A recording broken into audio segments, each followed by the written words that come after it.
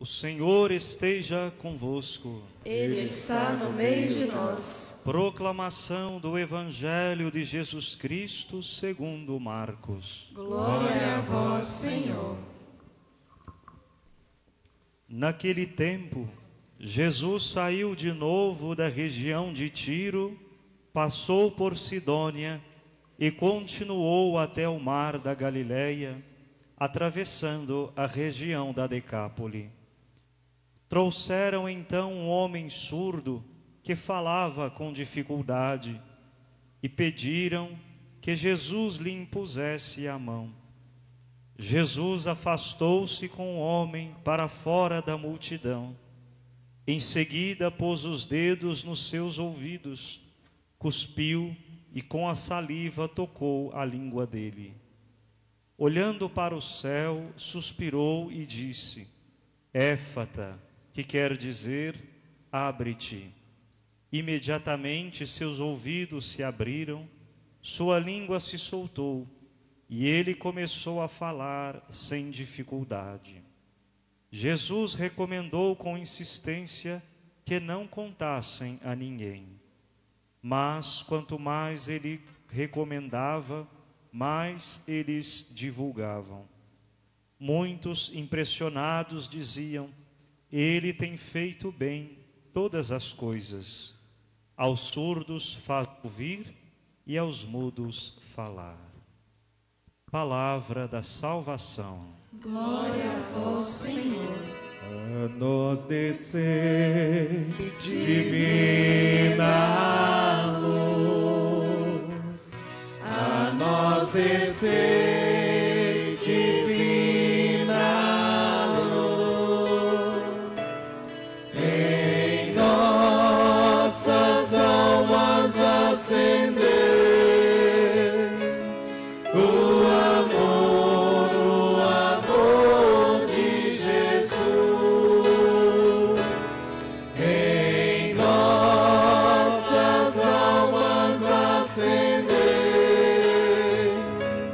o amor de Jesus.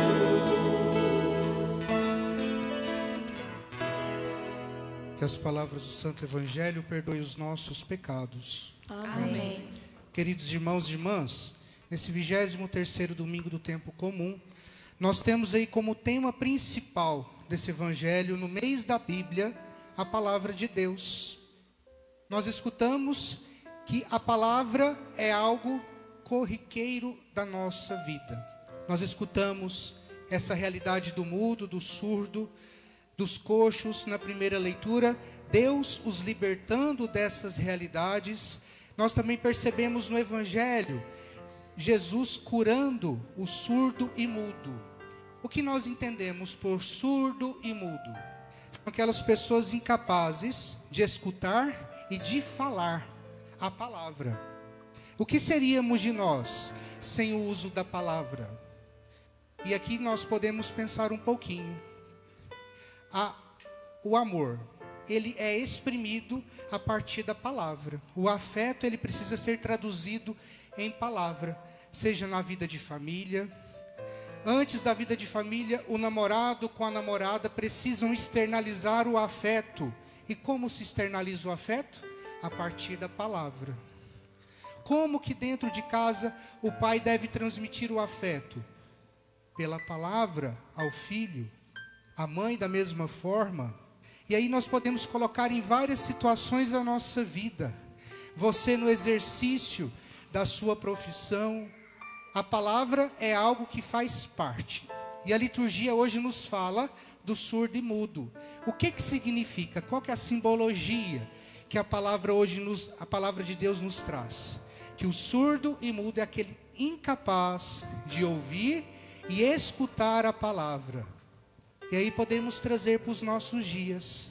Quantas vezes nós nos tornamos incapazes, nos tornamos surdos, nos tornamos mudos diante da benevolência de Deus na nossa vida, diante da graça que Ele vai nos cumulando.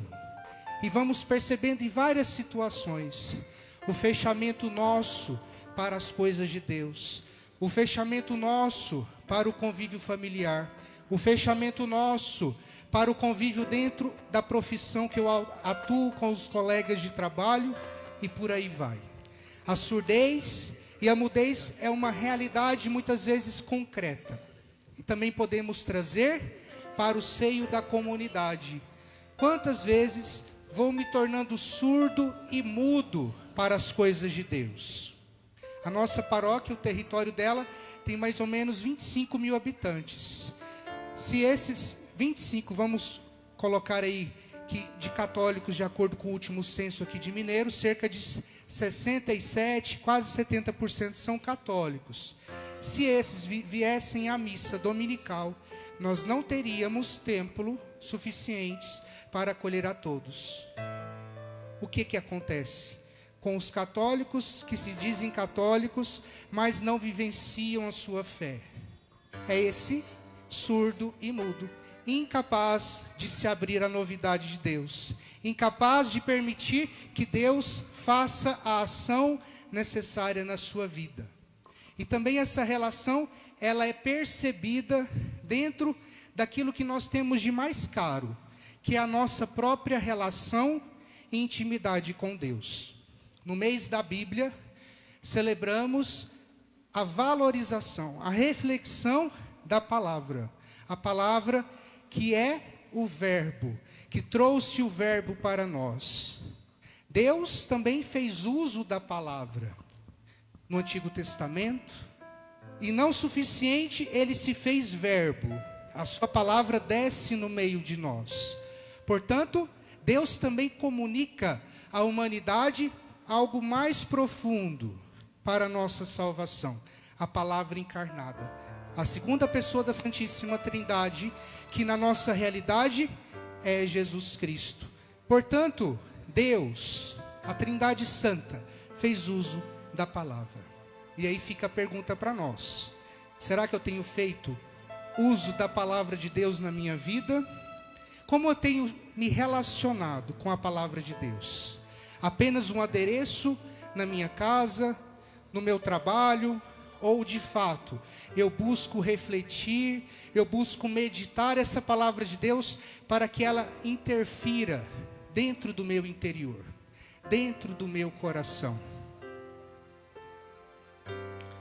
Dom Bento e Dom Samuel, hoje nessa missa, nós estamos os acolhendo como vigários paroquiais, e aqui dentro das diversas pastorais e movimentos, nós temos alguns grupos específicos que rezam diuturnamente pelas vocações. Temos o movimento Serra, fiquem de pé por gentileza. Isso. Temos o apostolado da oração, quem está com a fitinha pode ficar de pé.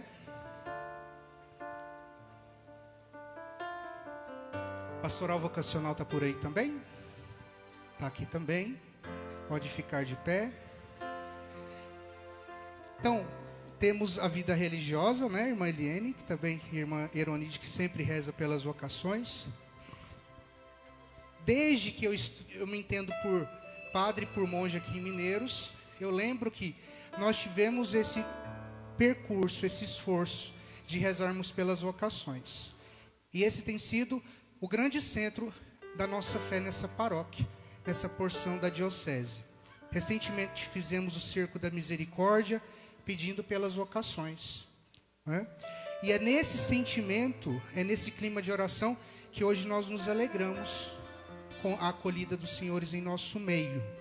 E como nos diz o tema do evangelho de hoje, nós jamais queremos cair na tentação de nos tornarmos surdos e mudos às realidades divinas. Esperamos, dentro das nossas limitações, dentro das nossas humanidades, os acolherem, que os senhores possam se sentir acolhidos na nossa comunidade paroquial, comunidade monástica, e queremos juntos construir essa comunidade viva na fé. É isso que nosso Senhor espera de cada um de nós. Portanto, bem-vindos mais uma vez. Amém. Palmas para eles.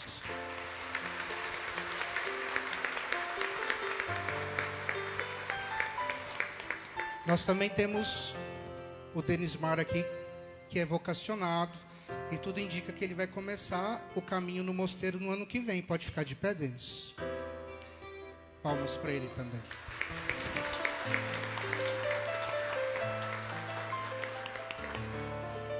Então, meus irmãos e minhas irmãs, é com esse sentimento de gratidão a Deus, por esses irmãos que acolheram o chamado de Deus e querem servir a Deus nessa comunidade, somos gratos. Gratos também por esses grupos que rezam pelas vocações, que promovem as vocações, e também pelas nossas pastorais e movimentos de vida, de ação missionária, de evangelização.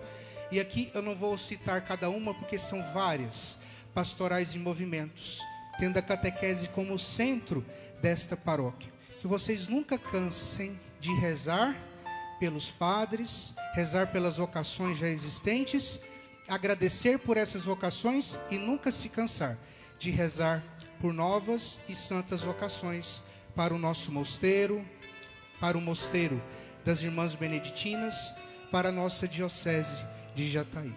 Louvado seja nosso Senhor Jesus Cristo. Para sempre seja louvado.